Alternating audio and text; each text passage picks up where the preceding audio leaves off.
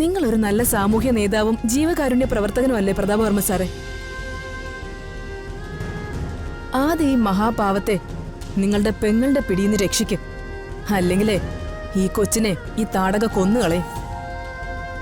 അവസാനമായി ഒരു കാര്യം കൂടി എനിക്ക് നിന്നിൽ നിന്ന് അറിയാനുണ്ട്. സിസ്റ്റർ പവിത്ര എന്ന കള്ളപ്പേര് എന്നെ ചികിത്സിച്ചത് നീയായിരുന്നോ? സംശയം വേണ്ട, ഞാൻ തന്നെ. നിന്നെ ഞാൻ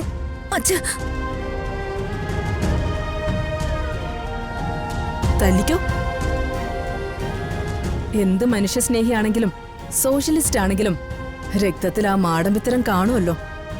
ഞാൻ രോഗിയായി കിടന്നപ്പോ എന്തിന് നീ ആൾമാറാട്ടം നടത്തി എന്റെ അടുത്ത് കൂടി എന്നതാണ് എന്റെ ചോദ്യം. അതിനുത്തരം നമ്മുടെ മോള് പറയും. നമ്മുടെ മോളോ? ദേ, നിന്റെ മുൻകാല കഥകളൊന്നും ഞാനിവിടെ വിളിച്ചു പറയുന്നില്ല. എന്റെ സംസ്കാരം അതല്ല. അച്ഛനറിയാമോ, മരിക്കാൻ കിടന്ന അച്ഛന്റെ ജീവൻ തിരിച്ചു തന്നത് ഈ നിൽക്കുന്ന എന്റെ അമ്മയാ. മതി, ഇനി ഇത് നീട്ടിക്കൊണ്ടുപോകാൻ പറ്റില്ല. ഇവളുടെ വിധി ഞാൻ തന്നെ പറയാ. നിങ്ങളുടെ വിധി കേൾക്കാനും അനുസരിക്കാനും എനിക്ക് താല്പര്യമില്ലെങ്കിലോ? എനിക്കും കൂടി അവകാശമുള്ള ഈ വീട്ടിൽ നിന്ന് എന്നേക്കുമായിട്ട് ഞാൻ ഇറങ്ങാം.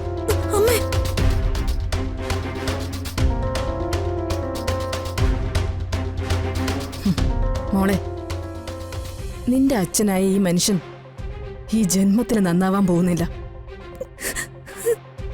ദേ, ഈ യക്ഷി ഈ മനുഷ്യന്റെ ചോര കുടിക്കും. ഇദ്ദേഹത്തെ രക്ഷിക്കാൻ ഇനി ദൈവത്തിന് പോലും കഴിയില്ല. നിനക്ക് നിന്റെ അച്ഛനോടുള്ള സ്നേഹത്തെപ്പറ്റി അമ്മയ്ക്കറിയാം. അതിൽ അമ്മയ്ക്ക് സന്തോഷം മാത്രമേ ഉള്ളൂ. മോള് അച്ഛനെ നോക്കിക്കോണം, കണ്ണിമ ചിമ്മാതെ നോക്കണം. അത്ര കുഴപ്പത്തിലാ നിന്റെ അച്ഛൻ.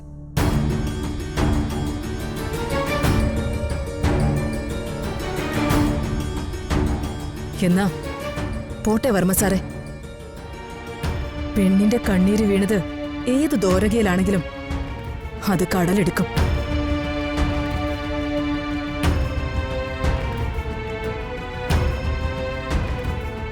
രക്ഷിക്കാൻ നമ്മുടെ മോളെ പണ്ടേ ഞാൻ നിങ്ങൾക്ക് തന്നതാ. എടുത്തോളൂ.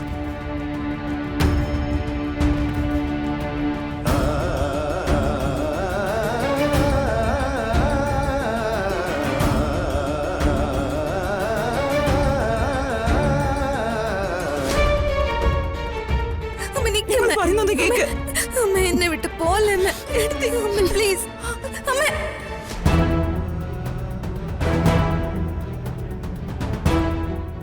ചെറിയമ്മ, അമ്മയോട് നീക്കാൻ പറ ചെറിയമ്മ.